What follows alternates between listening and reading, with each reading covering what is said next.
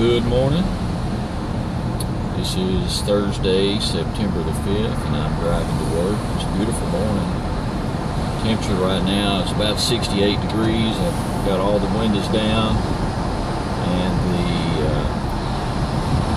wind is blowing through my hair. It was on Interstate. That was kind of neat.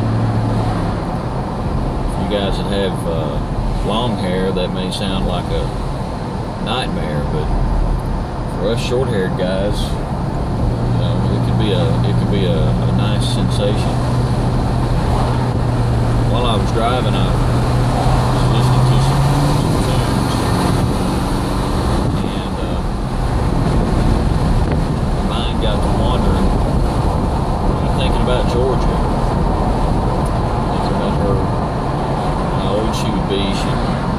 I realized she'd be 7 years old about now. I'm going to roll these windows up. I'm not so sure you're going to be able to hear me with them down. I'm still not sure you're going to be able to hear me. I'm just kind of thinking about this stuff and thought I wanted to share it. I'm thinking, well, you know, I could do it while I'm driving, and that way I don't have to try to remember to type something up later. But I was just thinking about Georgia. 7 years old by now, and I was thinking about you know, what she would be like, what it would be like at our house if she was still alive. You know, I figure a couple of our girls would have to be sharing a bedroom. Right now, both of our girls have their own private bedroom, and since we have more boys than girls, you know, none of the boys have that privilege. Of course, we're down to just 2 boys a room now, so it's not too bad for them. I think they like it that way anyhow. I got to thinking about what would she look like, and I thought, well, she might look like Kami or Tucker or Sean. I don't know why I'm thinking she might look like some of them, or very good chance she would have looked a lot like Asher and Riley. But what really struck me is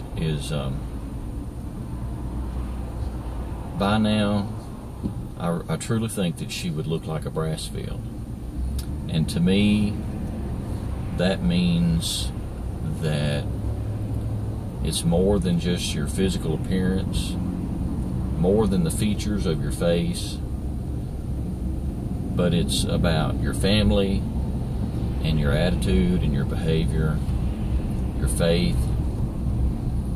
It associates a person with who they look like. So I don't guess that's all that profound, but that's kind of what struck me, was she would look like a Brasfield by now. I wish that there was some way that I could pray and ask God to relieve all parents from the pain of the death of a child. Ideally, I'd like to outlive all my children. I have, we still have 8 living children, having lost Georgia, and I realize that there's always the possibility that I may not outlive all my children. I still pray that I do. That I hope I didn't say that backwards just then, but I still pray that my children outlive me, and I wish that I could pray and believe that all children would outlive their parents all over, because of the pain that's involved in the death of a child. But I know that's not reality. I know that's not how it happens. It's not God's plan. Was it God's plan that Georgia died? I guess so. must have been. I'm not saying he killed her. I don't believe that, not for a minute.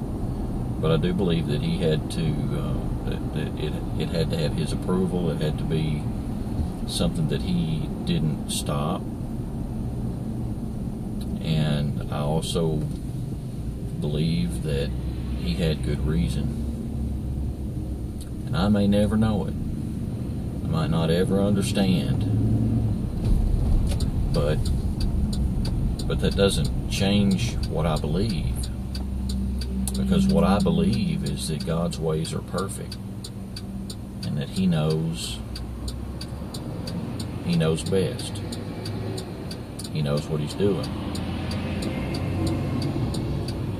And we just have to believe,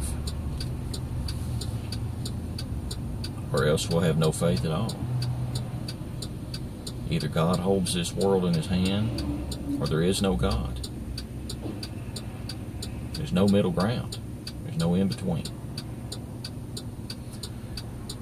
So, I'm about to be to work in a minute. I'm going to sign off.